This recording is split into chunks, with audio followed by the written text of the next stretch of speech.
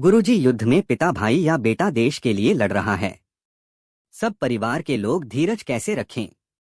जी युद्ध आदि का संयोग होता है जिसमें किसी का पति हो सकता है, किसी का भाई होगा, किसी का बेटा होगा। फिर महाराज जी पारिवारिक जन बहुत चिंतित हो जाते हैं, तो महाराज जी उन परिस्थिति में कैसे?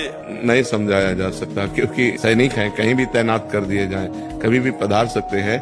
तो अगर समझाना तो मोह ये समझेगा नहीं। ममता रत सन ज्ञान कहानी, अति लोभी सन विरति बखानी, ये व्यर्थ जाता है। पर वास्तविक बात यह है कि उस समय सोचना चाहिए कि जितनी आयु है उतना ही पुरुष जीवित रहता है। अगर मेरे संबंधी की आयु पूरी है तो कोई मार नहीं सकता। अगर आयु खत्म हो चुकी तो हम तिजोरी में बंद कर लें, घर में लाके तो भी मर जाएगा वो। दूसरी बात, वो वीर गति को प्राप्त हो रहा है जो प्रशंसनीय है।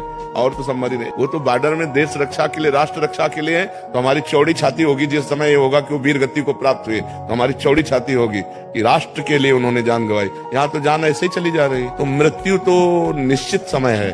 अगर वो युद्ध में उन्हीं की होगी जिनकी होनी है, अन्यथा नहीं होगी। महाराज जिसका प्रमाण 16 गोलियां लगी। हाँ 16 देख लो। हाँ 16 गोलियां लगी थी। योगेंद्र हाँ बिल्कुल। ये गोली तो महाराज ऐसी लगी कि एक सिक्का था, 5 रुपए का कोई सिक्का था, उसके ऊपर लग के डेवट हो गई। उसी जगह पे सिक्का था और वहीं लगनी थी। उनकी आयु बची थी ना, इसलिए वो अब भी है।